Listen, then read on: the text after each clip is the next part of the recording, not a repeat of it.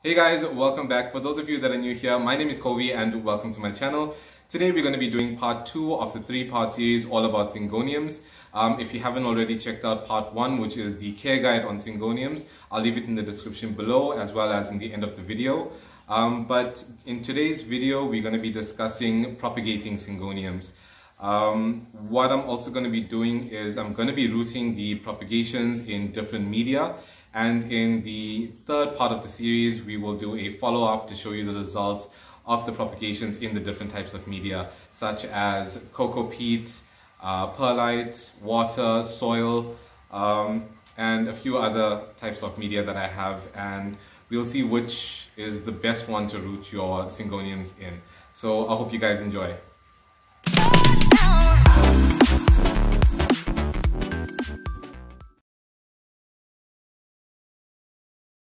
Now, there is 2 methods of propagating your syngoniums, and that is either by root division, where if you have multiple plants growing in a pot like this, albo-maculata right here, you'll see that this pot has about 5 cuttings in there that's already growing quite nice.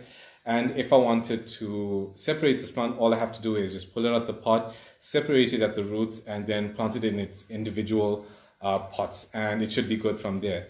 The other method of propagating your syngoniums is taking node cuttings. Now, I think I'm going to show you guys on this plant right here. You can see nodes quite clearly right here. Now, node cuttings are, this is a node right there, that's a node right there, that's a node right there. If you guys can see right there, that's a node there. And what you want to do is you want to cut at least 2 to 5 centimeters below a node, and then you can stick that into water or you can stick that into soil and it will root. Some of my syngonium neon cuttings that I took from this guy right here, this guy was growing into a huge beast, but it was looking a bit too untamed. So I cut it down completely and took a whole bunch of propagations like this. And these are top cutting propagations. As you can see right here, I just cut it right there and I popped it into water. All these already had some roots on it, so I'm just popping them into water, and they should root within the next few weeks, and then they'll be good to go into soil. Now, you can take those cuttings and stick it directly into soil, but I prefer to root them first, especially when it comes to leaf cuttings. Now, leaf node cuttings are these here. Now, this pot right here had a bunch of these leaf node cuttings in this pot, and it's taken about a year to get to this point. So what I noticed from soil versus water propagation is that when your plants are propagated in water, they tend to root faster and send out new growth much faster, and then I transfer it into soil. So with soil cuttings, they take much longer to start sending out new growth. I'm not sure if it's just me that's having that problem or if it's you. If you guys have the same issues with soil propagations versus water propagations, let me know in the comments below, and it'll be good for other people to read up on that as well. Okay, so for the purpose of this video, I'm going to be propagating this 3 King syngonium just to show you guys what I'm going to be doing with him. And if you guys notice, I'm not sure if you guys can see right there. Let's just move that out of the way. But if you notice, there's some green that's growing out there. That's actually a new shoot that's coming out of the pot. So what I'm going to do is I'm going to cut above that just to allow that to start growing and pushing out new growth there. And so what I am going to do is, if I can see clearly, this is the node right here, and I'm going to be cutting just below that and take that out. So this is staked up already. I'm going to pull that out, and there we have huge cutting of Syngonium 3 Kings. Now what I'm going to do with this is, it's already staked up, so I'm just going to remove the stake that's right here. Just take that out.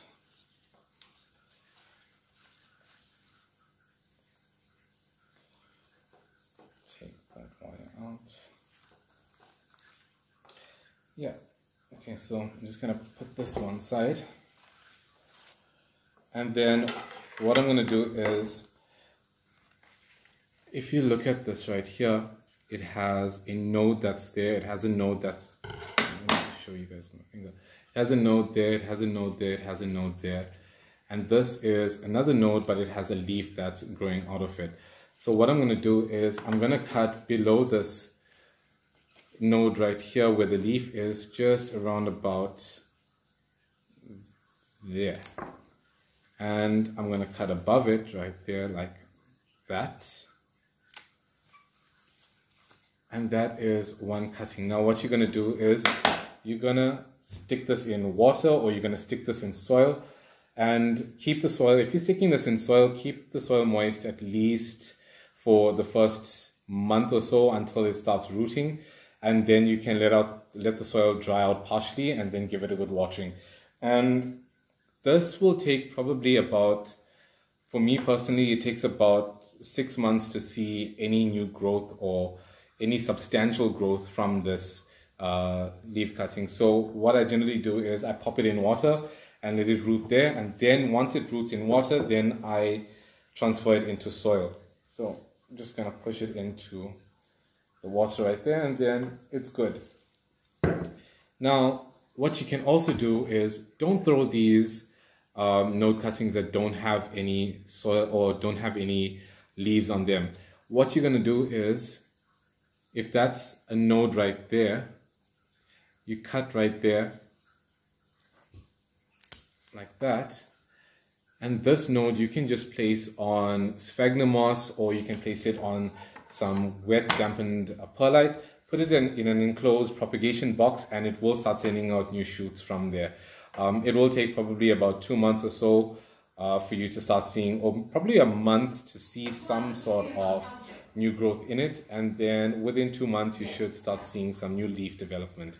But yeah, with that one stem I got 3 nodes on that, so I can propagate this 3 times.